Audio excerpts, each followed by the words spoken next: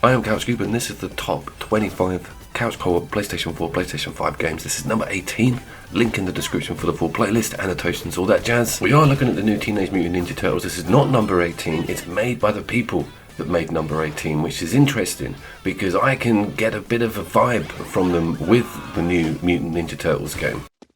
Mercenary Kings! It is of course Mercenary Kings, and if you've been keeping up with the list, you'll know that Next Macama was number 19. How the hell are you going to pitch that this is better than Next Macama? Well, it's very different, and it's got a hell of a lot of longevity. Next Macama is good for a playthrough. Of course, harder playthroughs are obviously worth a look. I always crave depth with my split screen games, especially with my side-scrolling run and gunners, and that's what this is. It's got a Bionic Commando vibe and it's got some beautiful looks. I really love the art. Everybody's got their animations. This is one of the coolest sort of hub / NPC areas in a side-scrolling platformer, and this is the depth that we're talking about here. The game is actually a crafter and gatherer, can you believe? Time reload is straight out of Alienation, and that brings me on to the differences in weaponry and the incentive to bolt things onto your gun template. Literally, magazine, stock, barrel, sight, you have elements. You can reduce that reload speed and that yellow bar either side of the green, giving you more efficiency. The game wants to panic you, which it does a pretty good job of doing. You can also fire up in the air, but not down below and not diagonally, so it's not a locked parallel firing arc.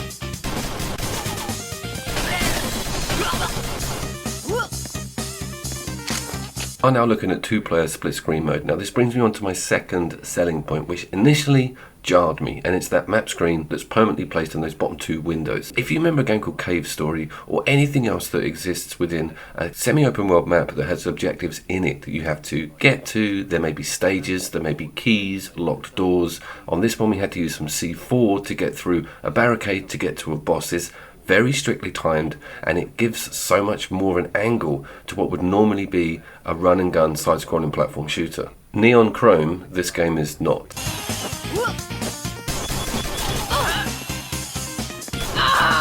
And let's look at the huge selling point, which would have been obvious to anybody seeing those bottom two panes being occupied by a map screen, and it's, yes, it is really geared up to have 4 people enjoy this game, and there is no tethering, completely autonomous. It even pushes the idea of people going off to do their own thing. If you don't have a first aid pack, you can't get a revive and you'll spawn back at the hut at the start of the level, thus splitting you up from everybody else. Trouble is, the map screen's got to be accessed on a communal level, which takes, again, some getting used to. Back to the depth thing, I don't want to ignore the character selection, because some characters come with equipment as standard, which really helps, almost gives them a loadout, and that brings me on to the revive or the defib. It's really cool to play the robot or have the soldier in, because different people come with different perks as standard, but everything else can be bought. Everybody has their own money, and when you get back to the hub, it's a little bit Borderlandsy, where you're running around upgrading everything, spending money on a different barrel for your new gun or buying some extra health packs or rations.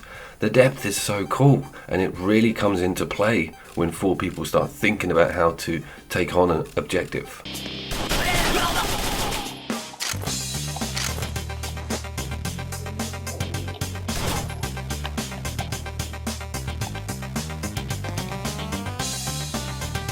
This game is not going to be for everybody, and if it wasn't for the new Teenage Mutant Ninja Turtles game shining so well, I wouldn't have taken the time to step back and have a look at this under a fresh light for 2022. And the cool news is, it still really holds up. I very much enjoy it on a single player level. Haven't got to worry about everybody else. I get to see what endgame's all about and really start bolting on some crazy stuff to my gun. This is available on Switch, runs just as well as it does on the 4 or 5, and this latter footage you're looking at now is PlayStation 5 footage. No huge boost, the game never dipped really. With an art style like this, you don't have to worry about that sort of stuff. Bravo Zulu! Would you get more out of this game than something like Cuphead? The answer to that is kind of yes. Cuphead will have some massive brick walls in it, although it's a run and gunner, it is very surface level with a lot of its power-ups and a lot of its character development. And the worlds even being quite narrow and railsy, it's kind of about boss fights, not about exploring a cool open map and getting to different secret caverns and finding out what a question mark symbol means at the back of a cave. That exploration idea and the upgrade hub idea really gives this game much needed strength. Also, having it in number 18 in this list brings more awareness to it. I think a lot of people really enjoyed that Teenage Mutant Ninja Turtles game, and they might want more from the developer, and they also might want more from a side-scrolling platform run and gunner. This was quite individual when it comes to its game model, and not really that much has been put out in the direction after it. Stuff like the music, this retro art style, and this exploration vibe is a really hark back to a lot of games in maybe the early 2000s, 2005. So I love this genre. I want to see more of it. So fingers crossed we do get more. Contra clones are great, but we always crave a little bit more longevity in what we can achieve with our character development, or what we're going to get to see with maybe secret or mini bosses, or maybe areas of that world or map that are completely unusual. This has got quite a lot of indigenous life in it. It's crazy with picking up meat and killing various bits of wildlife.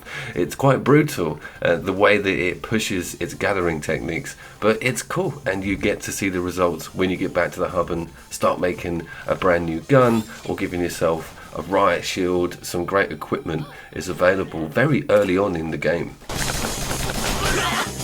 The brilliant animations on all of the deaths and gore don't really need to be mentioned. It comes with the territory, I think, with a game like this. They totally delivered on that front, so I have been Couch Coup. Number 17 will be coming up, and I'll have to see you down there.